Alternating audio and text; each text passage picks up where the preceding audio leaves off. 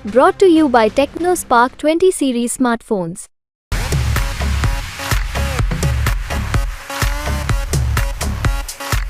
पिछली बार आप बात करेंगे कि कैसा वोट परसेंट रहा है, कैसा वोटिंग रही है, तो बिल्कुल पिछली बार की तरह रही है। अगर 8 सीटों की मैं बात करूं तो सहारनपुर, मुजफ्फरनगर, कैराना, बिजनौर, नगीना, पीलीभीत, रामपुर, मुरादाबाद, ये वो सीटें हैं जहां पर चुनाव हुए हैं। और सबसे ज्यादा वोट जो पड़ा है वो सहारनपुर में पड़ा है, एक मुस्लिम बाहुल्य सीट। और सबसे कम वोट कहीं पड़ा है तो वो रामपुर में पड़ा है, एक दूसरी मुस्लिम बाहुल्य सीट। लगभग दोनों जगह पर अगर आप मुस्लिम वोटों को गिनेंगे तो 7 लाख 8 लाख। रामपुर में अगर आप फीसदी पे जाएंगे तो लगभग 51% मुस्लिम वोट है। ये एक अनुमानित आंकड़ा है। तो आप ये समझ सकते हैं कि किस तरीके से ये जो है चुनाव रहा है वोटिंग की, अगर हम बात करेंगे इस हिसाब से। लेकिन एक बड़ी बात ये है कि ये जो चुनाव हुआ है उसमें पिछली बार से अलग ये है कि पिछली बार एक गठबंधन चुनाव में था और इस बार 3 पार्टियां चुनाव लड़ी हैं। बीजेपी लड़ी है, बीजेपी का गठबंधन है, उसमें आरएलडी इस बार शामिल है जो पिछली बार आप कह सकते हैं कि विपक्ष में था। मायावती अलग लड़ी हैं, बसपा अलग लड़ी है और उन्हें बहुत सारे कैंडिडेट उतारे हैं जाति समीकरण समझ के। और इंडिया गठबंधन में कांग्रेस प्लस समाजवादी पार्टी रही है। कांग्रेस की एक सीट इमरान मसूद सहारनपुर से और आरएलडी की एक सीट चंदन चौहान जो गुर्जर हैं वो बिजनौर सीट से लड़ते नजर आए जी। पर अगर ये आंकड़ा रजत आप देखेंगे अगर पिछली बार का, तो ये 8 सीटों पर मतदान हुआ तो उसमें बीजेपी जो है उसको सिर्फ 3 ही सीटें मिली थी पिछली में। हाँ, मतलब 5 विपक्ष के पास थी या नॉन बीजेपी के पास थी या एनडीए के पास नहीं थी। तो अगर मतलब बीजेपी को जो अगर हम बात कर रहे थे कि 370 के पार जाना है या 400 के पार एनडीए को जाना है, तो यहाँ तो एनडीए को फायदा होता हुआ दिख रहा है कि यहाँ एनडीए को फायदा हो सकता है। देखिए, हाँ, ये एक बहुत दिलचस्प बात है कि अगर क्या एनडीए को यहां से फायदा होगा। तो ये आप देखिए कि पिछली बार जो है वो 8 में से जो है 3 सीटें एनडीए जीता था और कैराना, मुजफ्फरनगर और पीलीभीत जी। हाँ। तो उसमें से जो सबसे अभी अगर आप बात करेंगे आकलन की तो माना जा रहा है कि पीलीभीत जो सीट है वो अभी भी बीजेपी के लिए सुरक्षित सीट है। वरुण गांधी का टिकट कटने के बाद सिख वोटों की नाराजगी की बात हो रही थी, लेकिन ऐसा कुछ लगा नहीं है। समाजवादी पार्टी ने भगवत शरण गंगवार को टिकट दिया था, लेकिन क्या उसका इंपैक्ट उस सीट पे हुआ है, कितने वोटिंग हुई है, ये बहुत है। लोग कह रहे हैं कि पीलीभीत सबसे सुरक्षित सीट लग रही है। लेकिन कैराना के प्रदीप कुमार कहा जा रहा है कि सबसे ज्यादा फंसे वही हैं, क्योंकि मुनव्वर हसन की बेटी इकरा हसन चुनावी मैदान में है। मुनव्वर हसन मुस्लिम गुर्जर हैं और वो गजब की सीट है जहां पर हिंदू गुर्जर और मुस्लिम गुर्जर की पॉलिटिक्स होती है। और दूसरी बात, बसपा ने वहां श्रीपाल सिंह राणा को उम्मीदवार बनाया और राजपूत हैं। और राजपूत में जो एक बेल्ट है राजपूतों की, वो बेल्ट आप देखेंगे तो सहारनपुर, मुजफ्फरनगर और कैराना के बीच में पड़ती है।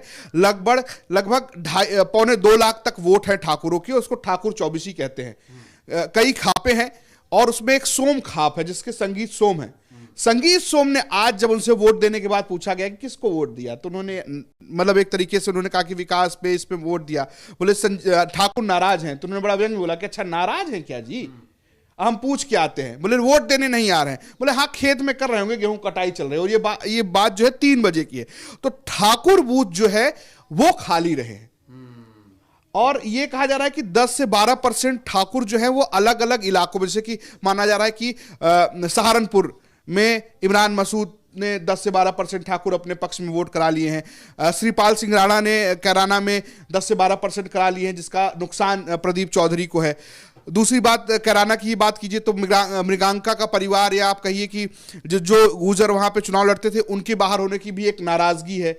बसपा ने एक अहम रोल प्ले किया, क्योंकि उन्होंने जैसे कि उन्होंने दारा सिंह प्रजापति को मुजफ्फरनगर सीट में, मुजफ्फरनगर सीट पिछली बार भी अगर आप देखेंगे तो बहुत मुश्किलों से ये चुनाव जो है जीती थी। मुजफ्फरनगर सीट का अगर मैं डेटा जो मैं पहले मुजफ्फरनगर का बताने से पहले मैं आपको ये पूछ रहा हूँ या ये कह रहा हूँ कि आप कह रहे हैं कि पिछली बार जो कैराना बीजेपी जीती थी तो इस बार वो सीट फंसी हुई है बीजेपी के लिए, मतलब वो अगर वो लूज कर सकती है अगर बाकी जगह गेन कर रही है तो।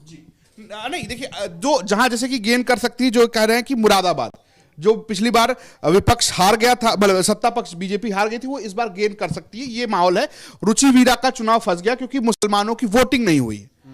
रामपुर में मुसलमानों की वोटिंग कम हुई लेकिन एक तरफा हुई है वहां मुसलमान वोट इतने हैं कि वो प्रभावित कर सकते। तो माना जा रहा है कि नदवी जो कि इमाम दिल्ली के थे और उनका कोई लेना देना नहीं था आजम खान की नाराजगी के बाद, उनको अपर हैंड है। लेकिन यादव और जाटव, ये माना जा रहा था कि बसपा के जाटव चले जाएंगे बसपा के साथ, तो वहां हिंदू मुस्लिम हुआ है, तो वो सीट भी बीजेपी के लिए ये है कि वो निकाल सकती है। हालांकि उपचुनाव में वो जीत चुके घनश्याम लोधी, तो ये दो गेन करते नजर आ रहे हैं। लेकिन जब ये दो गेन कर रहे हैं तो मुजफ्फरनगर, कैराना और सहारनपुर, ये सहारनपुर हाल मुजफ्फरनगर और कैराना, ये दोनों लूज करते फंसी हुई नजर आ रही है।